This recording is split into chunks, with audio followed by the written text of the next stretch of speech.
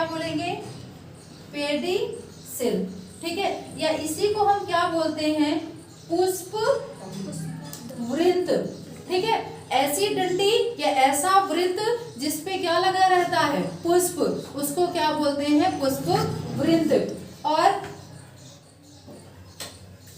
यहाँ पे इस तरह की जो हरी हरी सी संरचना फूल के बाहर इस तरह से दिखाई देती है, वो क्या करती है? आपने देखा होगा कि जब फूल मतलब कली खिलती है, कली खिलती नहीं, जब फूल बनना शुरू होता है, ठीक है, तो फूल को जो चारों तरफ से इस तरह से कवर अप करने का काम करता है, वो आपका कौन करता है? ये हरा वाला भाग। और हरे वाले भाग को क्या बोला जाता है? कैलेक्स, या इसी को क्या बोलते हैं? इसी को क्या बोलते हैं? बाह्य दल पुंज। हरी वाली संरचना क्या कहलाएगी? बाह्य दल पुंज, ठीक है। तो ये वाला आपका क्या कहलाएगा? बाह्य दल पुंज, ठीक है। अब बाह्य दल पुंज ये हो गया। अब ध्यान ये रखना कि जो पूरा भाग है, पुंज मतलब पूरी संयुक्त संरचना क्या कहलाएगी? पुंज। लेकिन सिर्फ इसका एक भाग अगर हम देखें, हरा वाला अगर एक भाग हम तोड़े, तो यही आपका क्या कहलाएगा? सेपल, ठीक है, सेपल। या इसी को हम क्या बोलते हैं? बाह्य दल। बाह्य दल पुंज का मतलब, पुंज अगर दल पुंज है, बाह्य दल पुंज है, तो बाह्य दल पुंज का मतलब क्या होगा? ऐसी संरचना जो इकट्ठी संयुक्त रूप से पाई जाती है, फूल के बाहर होती है, वो हरी संरचना, वो आपकी क्या कहलाती है? बाह्य दल पुंज, ठीक है। या इसी को हम क्या बोलते हैं बेटा? कैलेक्स। ये आपका क्या कहलाता है? कैलिक्स, ठीक है। ये बाह्य दल पुंज। और इसका एक भाग आपका क्या कहलाता है? सेपल। या इसी को हम क्या बोलते हैं? बाह्य दल। क्या बोलेंगे? बाह्य दल। क्लियर है इतना? अब हम आगे जब बढ़ते हैं, तो जो आपका फूल है, जो ओरिजिनल फूल है, वो यहाँ से शुरू हो जाता है इस तरह की संरचना बनाता हुआ, ठीक है। ये इस तरह की संरचना बनाता हुआ, ठीक है। तो अब ये यहाँ तक तो हो गए, ये आपका पेडिसिल हो गया, ये आपका क्या हो गया? बाह्य दल पुंज। अब ये जो आपका बेटा कलरफुल भाग है, ये वाला, ठीक है। कलरफुल भाग होता भी किस लिए है? कीटों को और विभिन्न जीवों को आकर्षित, चाहे पक्षी हो चाहे कीट हो, उनको आकर्षित करने का काम कौन करता है? फूल। उसकी महक और उसका कलर ही, चाहे हम हो, हमको भी तो वही अट्रैक्ट करता है ना, उसका कलर, उसकी सुगंध। ऐसे ही चाहे छोटे मोटे कीट हो जो इसमें परागण की क्रिया करवाते हैं, और जो पक्षी होते हैं उनको भी यही चीज आकर्षित करती है। तो ये वाला भाग जो कलरफुल भाग है आपका क्या कहलाता है? करोला। क्या कहलाएगा? करोला। करोला। या इसी को हम क्या बोलते हैं बेटा? दल पुंज। मतलब पूरे दल का पुंज आपका क्या कहलाएगा? संयुक्त संरचना क्या कहलाएगी? दल पुंज। इसका एक पार्ट, अगर हम फूल की एक पंखुड़ी तोड़ेंगे, तो एक पंखुड़ी आपकी क्या कहलाती है? पेटल। ध्यान रखना, एक पंखुड़ी फूल की, यहाँ पे मैं लिख देती हूँ, एक फूल की आपकी क्या कहलाएगी? दल। या इसी को हम क्या बोलते हैं? पेटल। समझ में आ गई इतनी बात? अब जो मेन संरचना, ये तो सहायक अंग हो गए फूल के, और जो मेन संरचना है वो कौन सी है? जायांग और पुमंग, ठीक है। स्त्री केसर और पुंकेसर, ठीक है, जो जनन में भाग लेते हैं, ठीक है।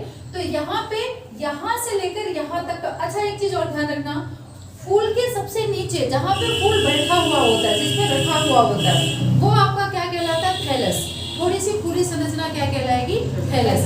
मतलब जो यहाँ वाला भाग है फूला हुआ, वो आपका क्या कहलाता है? थैलस। या इसी को हम क्या बोलते हैं? पुष्पासन। मतलब ऐसा आसन जिसपे पुष्प बैठा होता है, या जिसपे पुष्प स्थिर होता है, वो आपका क्या कहलाता है? पुष्पासन, ठीक है। एक एक चीज क्लियर कर रही हूँ, आपको रटना ना पड़े इसलिए समझा रही हूँ, ठीक है। अगर कहीं पे डाउट होता है, देखो ये रिवीजन क्लास है, अगर कहीं पे डाउट होता है तो बिल्कुल डाउट में नहीं रहना, पूछ लेना। फिर यहाँ से यहाँ तक की संरचना, ये आपकी पूरी क्या कहलाएगी? स्त्री केसर। या इसी को हम क्या बोलते हैं? जायांग, ठीक है। ये जो आपका स्त्री केसर, ये जायांग है, 3 भागों में बटा होता है। सबसे ऊपर वाला भाग ये आपका क्या कहलाएगा? पराग्र, या इसी को हम क्या बोलते हैं, वर्तिका। क्लियर। ये जो फूला हुआ ये वाला भाग है थैलस के ऊपर, ये वाला, ठीक है, ये वाला भाग आपका क्या कहलाएगा, ओवरी, या इसी को हम क्या बोलते हैं, अंडाशय। मतलब जिसमें अंडा उपस्थित होता है वही आपका क्या कहलाता है, अंडाशय। ठीक है। जैसे स्त्रियों में अगर मनुष्यों की बात की जाए तो स्त्री में जिसमें बच्चा बढ़ता है, उसमें पनपता है, वो आपका क्या कहलाता है, गर्भाशय। ठीक है। जिसमें गर्भ होता है वो क्या कहलाता है, गर्भाशय। तो ऐसे ही फ्रूट में जिसमें अंडा होता है वो आपका क्या कहलाएगा, अंडाशय या ओवरी। अब ये तो आपका ओवरी हो गया। अब ये 3 भागों में डिवाइड हो गया। अब इसी से लगा हुआ आपका क्या है, पुंकेसर। ठीक है, पुरुष वाला भाग। तो ये जो यहाँ पे ये पुंकेसर है ये 2 भागों में बटा है बेटा। एक ये जो पतला तार जैसी संरचना है इसको हम क्या बोलेंगे, फिलामेंट, या इसी को हम क्या बोलते हैं, पूतंतु। पूतंतु। ठीक है। और ये जो गोल जैसा भाग है इसी को हम क्या बोलते हैं, पराग कोश। ठीक है, या क्या बोलेंगे, पॉलन सैक। मतलब ऐसा कोश, जैसे धन कोश बोलते हैं, जिसमें धन होता है वो क्या कहलाता है, धन कोश। तो जिसमें ये पराग कोश, जिसमें पराग कण उपस्थित होंगे वो क्या कहलाएगा, आपका पराग कोश। इतनी चीजें क्लियर है। बस यही तो है फ्लावर की संरचना में। फ्लावर की संरचना में कहाँ से शुरू करोगे, जो ये फूल की डंडी है। ठीक है, तो फूल की डंडी आपकी क्या कहलाएगी, पुष्प वृंत, या इसी को हम क्या बोलते हैं, पेडिशिल। फिर इसमें ये हरी जैसी संरचना होगी जिसमें कलिका बंद रहती है। कलिका रूप में फूल की सुरक्षा जो करता है वो आपका क्या कहलाता है, बाह्य दल पुंज। उसका एक भाग क्या कहलाएगा, सेपल या बाह्य दल। ठीक है। अगर इसका कार्य पूछेगा तो कार्य क्या है, पुष्प की कलिका रूप में सुरक्षा करना। मतलब जब छोटा रहता है, जब वो खिला नहीं होता पुष्प, ठीक है, तो उसकी सुरक्षा करने का काम ये करती है। फिर इसके बाद आपका क्या आता है, क्या आता है, फूल का कलर वाला भाग। तो कलर वाले भाग को क्या बोला जाता है, दल पुंज। इंग्लिश में क्या बोलते हैं, करोला। उसका एक जो पंखुड़ी है वो क्या कहलाएगी, आपकी दल, या इंग्लिश में इसको हम क्या बोलते हैं, पेटल। ठीक है। फिर आता है मेन भाग, कौन सा, स्त्री केसर और पुंकेसर। ये कितने भागों में, स्त्री केसर कितने भागों में डिवाइड होगा, 3 भागों में। पहला कौन सा, वर्तिकाग्र, सबसे ऊपर वर्तिकाग्र जिसमें परागकण आता है। ठीक है। फिर दूसरा वाला भाग आपका क्या कहलाएगा, बीच वाला, वर्तिका। और तीसरा कौन सा है, ओवरी या अंडाशय। ठीक है, इसको बोलेंगे स्टिग्मा, स्टाइल और ओवरी। ठीक है। फिर इससे ये लगा हुआ जो स्टिग्मा या पुंकेसर वाला भाग है वो 2 भागों में डिवाइड है। तार जैसी संरचना क्या कहलाएगी, फिलामेंट। उसके ऊपर जो होगा वो क्या कहलाएगा, परागकोश। ये वाला भाग आपका क्या कहलाएगा, परागकोश। इसमें क्या होगा, परागकण। ठीक है। अब परागण क्या होता है इसी से समझ लो। परागण मतलब परागकोश से पराग कणों का निकलकर कहाँ पे जाना, वर्तिकाग्र तक पहुंचना ही क्या कहलाता है, परागण। इससे देखो कई क्वेश्चन क्लियर हो रहे हैं। फूल के कितने भाग हो गए, मुख्य भाग कौन से हैं, सहायक अंग कौन से हैं। ठीक है। और आपका परागण क्या है, मतलब यहाँ से परागकोश से पराग कणों का वर्तिकाग्र तक पहुंचना क्या कहलाता है, परागण। अब ये जो परागण है यहाँ पे तो देखो ये पहुंच गया परागकण। अब यहीं से क्या लगी होगी, एक नली लगी होती है। नली ऐसी ही नली लगी होती, यहाँ से ये जो परागकण है ये यहाँ पे आके अंकुरित होना शुरू हो जाते हैं। और अंकुरित होकर यहाँ पे किसका निर्माण करेंगे, एक नली जैसी संरचना का निर्माण करेंगे। जैसे हमारे में प्लेसेंटा होता है ना, ऐसे इसमें ये होता है। तो यहाँ से इस नली से क्या आता है, परागकण जो होता है वो नर युग्मक में चेंज हो जाता है। और कितने नर युग्मक में चेंज होता है, 2 में। यहाँ से 2 नर युग्मक चलते हैं इस नली के अंदर। ठीक है, यहाँ से। अब ये 2 नर युग्मक यहाँ पे समझना, यहाँ पे क्या होता है, बीजांड। ठीक है। तो ये जो बेटा पराग नली यहाँ से चलेगी, ये ऐसे आके बीजांड द्वार द्वारा, देखो यहाँ पे थोड़ी कंजेस्टेड संरचना, थोड़ा सा मैं इसको बढ़ा देती हूँ यहाँ पे।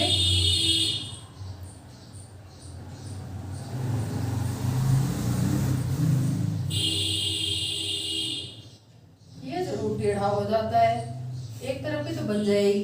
ठीक है। तो ये आपका क्या बन गया, बीजांड। ये जो पराग नली है यहाँ पे आपका क्या है, बीजांड द्वार। ये परागनली बीजांड द्वार से किसमें प्रवेश करेगी? बीजांड में अंदर प्रवेश करेगी। और अंदर आपको पता है ये चीजें शायद हमने बताई थी, अब इसको मिटा दें क्या, थोड़ा इसी को समझा देते हैं। अच्छा यहाँ पे समझा देते हैं, ठीक है। तो ये जो आपका ये बीजांड है, यहाँ पे क्या है? बीजांड द्वार। परागनली ऊपर से आई और कहाँ प्रवेश करी? बीजांड द्वार से अंदर। तो यहाँ पे बेटा जो बीजांड द्वार होता है ना, इसमें 3 कोशिकाएं होती हैं, ठीक है। 3 कोशिकाएं, 2 तो सहायक कोशिकाएं होती हैं और एक कौन सी होती है? अंड कोशिका। ध्यान रखना, 3 सहायक कोशिकाएं यहाँ पे स्थित होती हैं बेटा दी, ठीक है। और 2 कौन सी होती है? एक अंड कोशिका और 2 सहायक कोशिकाएं। सहायक कोशिकाएं क्या करती हैं? अंड कोशिका की मदद करती हैं, उसको पोषण देने में, इसके जितनी भी एक्टिविटी है उसमें मदद करती हैं। और बाद में जब इसका उनका काम खत्म हो जाता है तो वो साइड हो जाती है, ठीक है। यहाँ पे 2 होते हैं ध्रुवीय केंद्र, ठीक है। और यहाँ पे 3 होते हैं बेटा कौन? निभाग, ठीक है। या इसी को कौन सी कोशिकाएं बोला जाता है? प्रतिमुख कोशिकाएं। प्रतिमुख मतलब ऐसी कोशिकाएं जो मुख के कैसी हैं? विपरीत, ठीक है। प्रतिजन, प्रतिमुख इस तरह से बोलते हैं, मतलब जो उसके विपरीत हो। तो मुख कौन सा हो गया? बीजांड द्वार। और इसके विपरीत कौन सा हो गया? प्रतिमुख, या इसी को क्या बोला जाता है? निभाग या चैलजा, ठीक है। इस भाग को, ये वाला जो है। तो ये जो प्रतिमुख कोशिकाएं हैं ये ऊपर की तरफ अब होंगी। अब ये जो बेटा ये आएगा ना परागनलिका, परागनलिका किससे मिलेगी? एक इसमें जो नर युग्मक होगा वो किससे मिल जाएगा? अंड कोशिका से। और दूसरा नर युग्मक किससे मिलता है? इन ध्रुवीय केंद्रकों से, ठीक है। इसीलिए इसको द्विनिषेचन भी कहा जाता है, डबल फर्टिलाइजेशन, क्योंकि एक नर युग्मक किससे मिल रहा है? अंड कोशिका से, और दूसरा नर युग्मक किससे मिल रहा है? ध्रुवीय केंद्रक से, ठीक है। तो क्योंकि निषेचन कितनी बार होता है? 2 बार होता है, इसीलिए इसको क्या बोला जाता है? डबल फर्टिलाइजेशन या द्विनिषेचन। किसने दिया था? नवासिर ने द्विनिषेचन को, ठीक है। समझ में आ गई बात? इतना क्लियर है? अब देखो इसमें से कितने सारे क्वेश्चन क्लियर हुए। फ्लावर की संरचना, ठीक है। पुष्प के सहायक अंग, मुख्य अंग हो गए, ठीक है। परागण क्या होता है वो हो गया।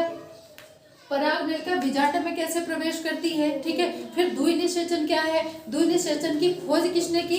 इसमें एक टॉपिक में ये सारी चीजें क्लियर हो गई। अब ये आपका जो परागकोश की संरचना है, अब इसको थोड़ा सा डिटेल में हम पढ़ेंगे जो एग्जाम में भी आती है, ठीक है।